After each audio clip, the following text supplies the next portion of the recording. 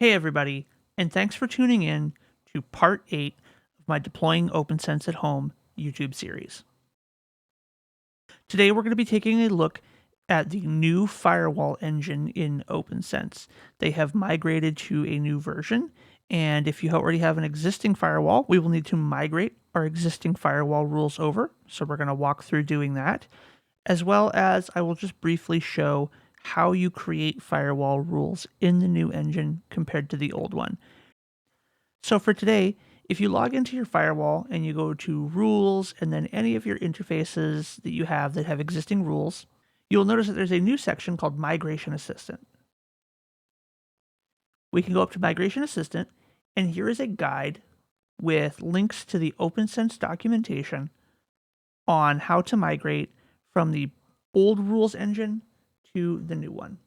I would recommend familiarizing yourself with the configuration history feature if you happen to be using ZFS, the snapshot feature,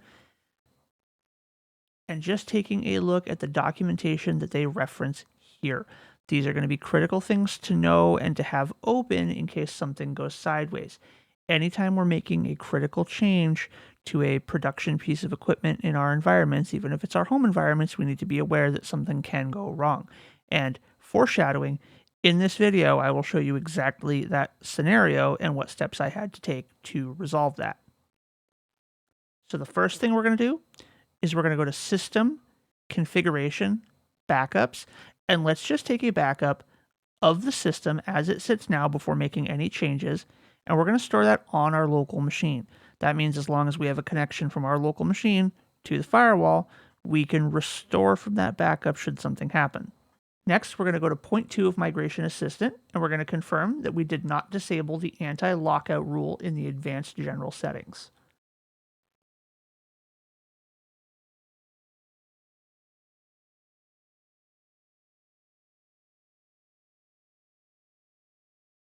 Third, we're going to export our current rules. When we click on Export Current Rules under the Migration Assistant, a prompt will come up for us to save those rules. Take note of what you save these as. Finally, we're going to import the new rules under the new rules engine. In the bottom right-hand corner here, you will see the Import button. Now take note of the mistake that I make here. I selected the Opnsense configuration file, not the Opnsense rules CSV backup that we took earlier.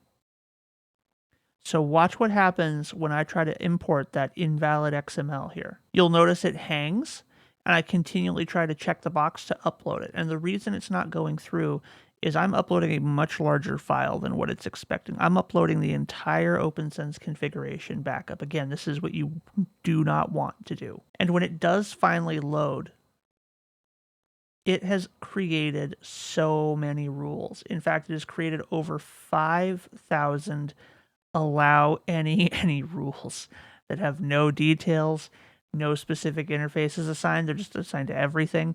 So this is just allowing everything through the firewall in every direction. This is not what we want at all. And I did hunt around, but I did not find a way to bulk delete these. So without having to sit there and manually delete 5,000 rules, what options do we have? Well, luckily, we took that configuration backup.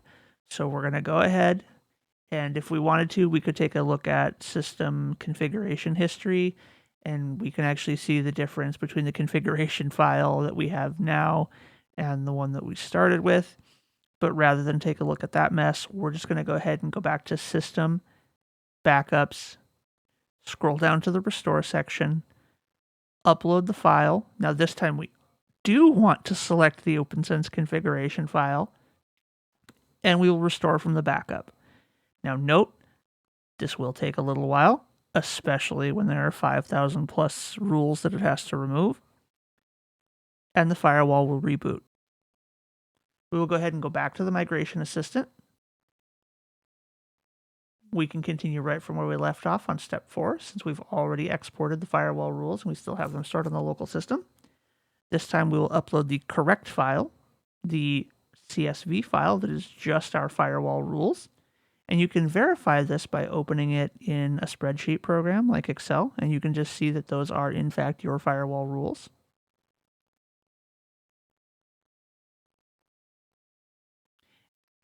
And this time you can see that what we've been left with now is 40 uncategorized rules, but that are properly assigned to interfaces.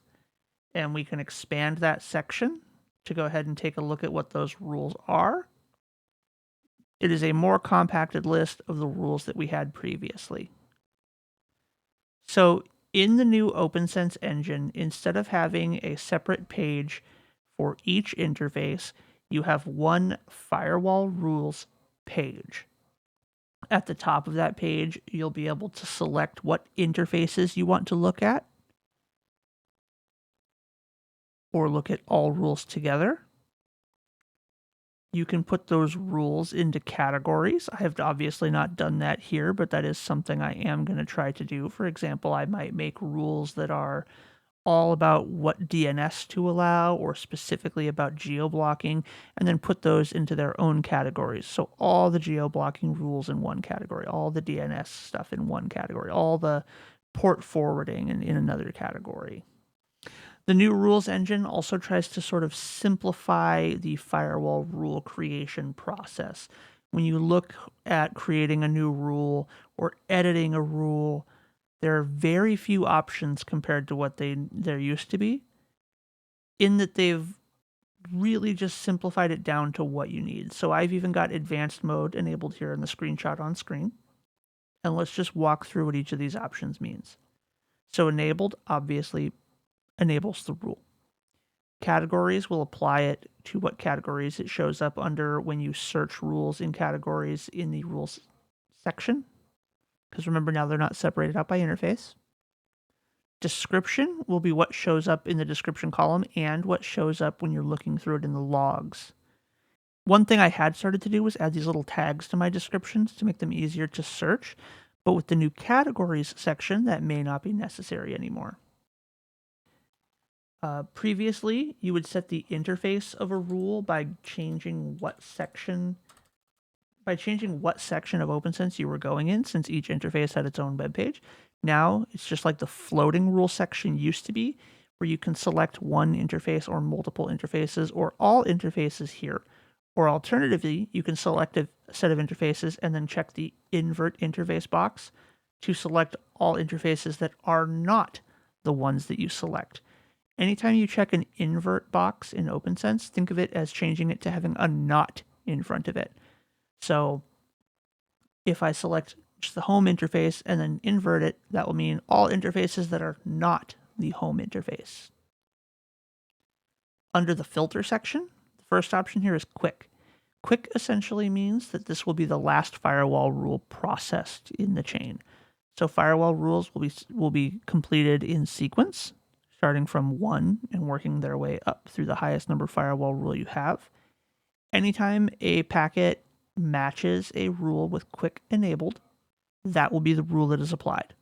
So if you create an allow rule, enable quick, and that in whatever the source or destination matching is matches that rule, it will pass. It will be allowed.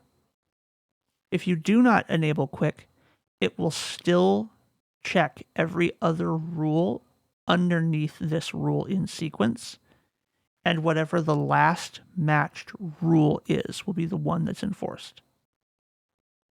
Meaning that if I have an allow rule and I put a block rule underneath it, and I uncheck quick, the block rule would be applied. The action will decide if the packet is allowed or denied.